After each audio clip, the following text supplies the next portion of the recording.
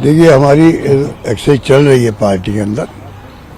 उन्होंने घोषणा की है, कल पहले लिस्ट की है, उसके बारे में कोई कमेंट नहीं करूँगा, क्योंकि पूरी लिस्ट आ जाएगी तब हमारी पार्टी ऑफिशियली कमेंट करेगी।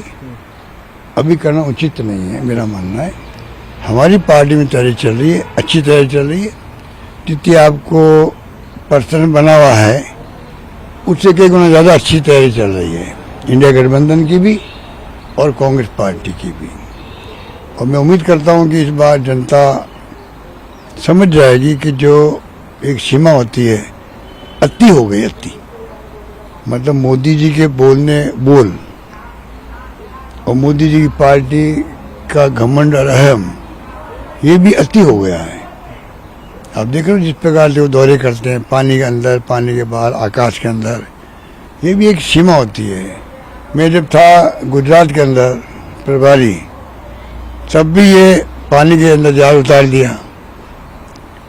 अब जो क्या डाई लगाते हैं, क्या द्वारका के अंदर है, रामेश्वरम में है, ये तमाम बातें जनता को मैसेज देने के लिए है, चुनाव जीतने के लिए है। ये धार्मिक कम है और चुनावी एंगल ज़्यादा है, बड़ा एंगल है।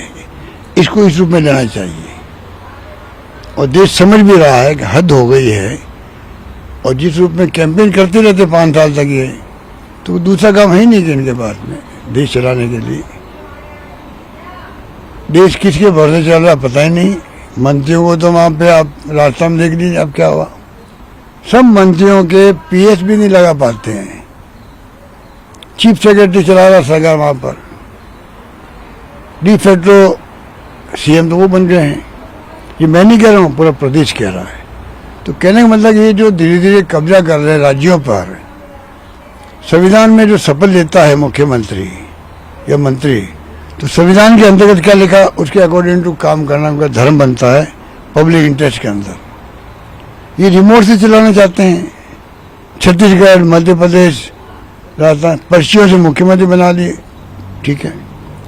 पर जो उनका अधिकार है संविधान के अंतर्गत, उसको समाप्त करने का आपका क्या अधिकार। आप हटा सकते हो मुख्यमंत्री को, मुख्यमंत्री मंत्री को हटा सकता है, पर जो शपथ लेता है, शपथ लेने के बाद में वो संविधान के अंतर्गत काम करना पड़ता है उसको। वो करने नहीं दे रहे लोग। तानाशाही प्रवृत्ति सामने आ रही है। इतने लोग कहने लगे चुनाव जो है, ये चुनाव जीत गए तो उसके बाद चुनाव होंगे भी कि नहीं होंगे देश के अंदर। ये बात मैं समझता हूँ कि आम लोगों को समझने का आवश्यकता है, वरना सबको बाद में तकलीफ होगी, भुगतना पड़ेगा। ये भी मैं कह सकता हूँ आपको। और मेरा मानना है कि ये इनका घमंड और अहम जो है, जनता बहुत समझदार है। पहले भी इंदिरा जी भी चुनाव हार गई थी एक बार, कानों कान खबर नहीं लगी लोगों को। वाजपेयी जी की इंडिया साइनिंग हो रहा था, फील गुड हो रहा था, वो सरकार चली गई। तो आज लग रहा जो आपको लग रहा, पता नहीं कल क्या होगा, वक्त बताएगा। राहुल गांधी की यात्रा में कल साथ था ग्वालियर तक, क्या रेस्पॉन्स मिल रहा पब्लिक का, और क्या लोग, मैं उनके पास खड़ा था वहाँ पर, लोग जो आके मिल रहे हैं इंडिविजुअल उनसे, और क्या क्या वो कमेंट कर रहे हैं, उनकी जो स्पीच, उनके जो विचार हैं, उसके ऊपर किस प्रकार वो अपना कमिटमेंट बता रहे हैं, सहमति व्यक्त कर रहे हैं, वो तारीफ काबिल है। तो राहुल गांधी क्या बात कर रहे हैं, महंगाई की बात करते हैं, बेरोजगारी की बात करते हैं, देश में प्यार मोहब्बत भाईचारा होना चाहिए, गरीब और अमीर के बीच में खाई नहीं होनी चाहिए, तो बात कर रहे वो। ये मुद्दे देश के हैं। ये लोग इन चारों मुद्दों को भटका करके राजनीति कर रहे, देश को खतरनाक राजनीति हो रही देश के अंदर। देश किस दिशा में जाएगा कोई नहीं जानता, किस दिशा में जाएगा पता नहीं। तो दो देश के हालात बड़े गंभीर है। मीडिया से ज़्यादा कौन समझ सकता है। कई मीडिया वाले जेलों में बंद रहे हैं बेकसूर, राष्ट्रद्रोही हैं आप लोग, फिर भी गोदी मीडिया सपोर्ट कर रहा है इनको। कोई डर के मारे कर रहा है, कोई और कोई कारण होंगे उनके। मेरा मानना है कि वक्त आ गया उनकी अंतरात्मा को पूछना चाहिए खुद की, मीडिया वालों को भी, क्या हम सपोर्ट कर रहे हैं, सही कर रहे हैं क्या। कल देश बर्बाद तो नहीं हो जाएगा। बर्बादी में, तानाशाही में आप भी भागीदार बनोगे। मोदी जी की तानाशाही में, उनके अहम घमंड में मीडिया ही भागीदार बन रहा है, ये मैं कह सकता हूँ। नहीं बनना चाहिए उनको। राजस्थान में आप कितने आश्वस्त हैं? क्या आप राजस्थान में लगता है कि हम अच्छी परफॉर्मेंस देंगे, प्रयास कर रहे हैं, क्योंकि जो इन्होंने धार्मिक नाम पे जैसे हम राम भक्त है ही नहीं, पूरा देश राम भक्त है सदियों से। ऐसा माहौल बना के राम भक्तों को दो हिस्सों में बांट रहे हैं लोग।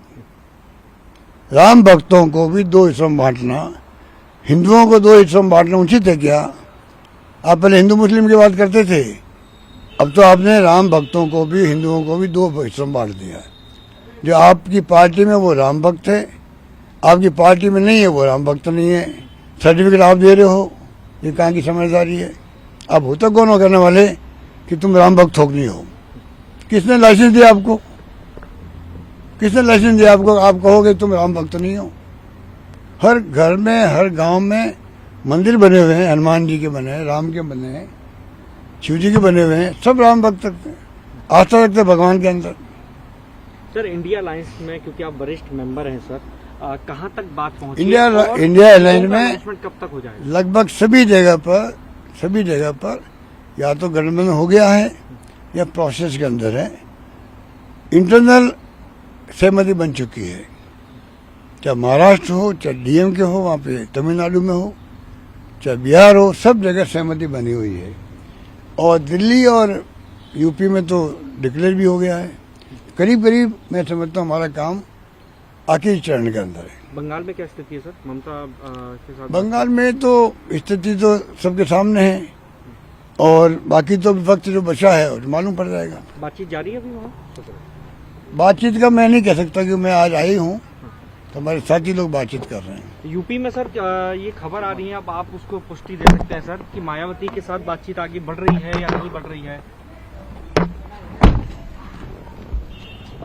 हम तो चाहते हैं अगर मायावती और अखिलेश जी, अखिलेश जी अगर आपस में सहमत हो जाते हैं, क्योंकि हमारी सहमति तो हो चुकी है एक बार सपा से, तो सपा और मायावती जी आपस में क्या बात करे उस पर निर्भर करेगा आगे अब क्या होना है। आप ये कहना चाह रहे हैं आप लोग संपर्क में हैं मायावती जी के? नहीं, हम तो, मुझे नहीं मालूम लोकल हमारे लीडर्स कहाँ है, संपर्क में है नहीं, मुझे नहीं मालूम है। मैं तो मानता हूँ सपा और बसपा का आपस मिलन होता है, तो हो सकता है हमारे जो स्थानीय महामंत्री है अविनाश पांडे जी या वहाँ के अध्यक्ष हैं, वो लोग मिलकर बात करेंगे, तब हमें मालूम पड़ेगा क्या हो रहा है आगे।